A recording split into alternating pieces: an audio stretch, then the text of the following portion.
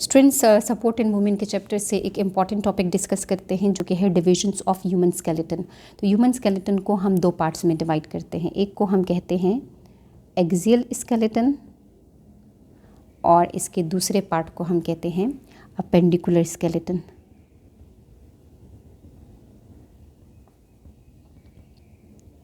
अगर हम अपने स्केलेटन को देखें तो ये हमारा स्कल है, इसी तरीके से ये हमारे रिब्स हैं, ये हमारा शोल्डर रीजन के साथ ये हमारे आर्म्स हैं जिनको हम फोर लिम्स कहते हैं। ये हिप रीजन है और इसके साथ लेग्स कनेक्टेड होते हैं जिसको हम हाइंड लिम्स कहते हैं। अब अगर हम इस स्केलेटन में देखें तो जो भी पार्ट्स एक ही सीध में आ रहे होते हैं, जो एक ही सेंट्रल एक्सिस में आ रहे होते हैं, उसको हम एक्सियल स्केलेटन का पार्ट हम कंसिडर करते हैं। और जो इस सेंट्रल एक्सिस से चीज़ें बाहर को निकली हुई हैं उसको हम अपेंडिकुलर स्केलेटन में रखते हैं। अपेंडिकुलर बेसिकली अपेंडेजेस से ये टर्म निकला हुआ है जिसका मतलब होता है कोई चीज़ बाहर को निकली हुई। तो इसमें यानी कि एक्सियल स्केलेटन में हमारा स्कल आ जाता है, हमारे रिब्स और रिब्स सामने से कनेक्टेड होते हैं स्टर्नम के साथ और पीछे से ये हमारे वर्टिब्रल कॉलम के साथ कनेक्टेड होते हैं। तो ये सारे पार्ट्स आ जाते हैं एक्सियल स्केलेटन में।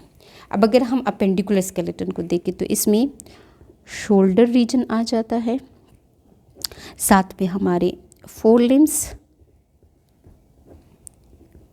हिप रीजन और इस हिप रीजन के साथ हाइंड लिम्स आ जाते हैं। अब ये सारे पोर्शन हमारे अपेंडिकुलर स्केलेटन का पार्ट होते हैं। शोल्डर रीजन को हम एक दूसरा नाम भी हम देते हैं, हम इसको या तो शोल्डर गर्डल कहते हैं या हम इसको पेक्टोरल गर्डल कहते हैं। इसी तरीके से जो हिप रीजन है इसको हम पेल्विक गर्डल भी कहते हैं।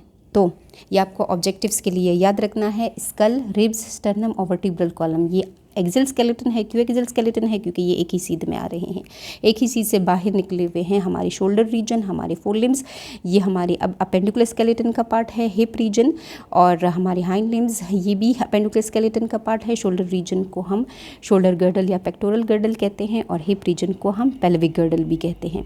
तो ये डिवीजन आपको बहुत इंपॉर्टेंटली याद रखनी है।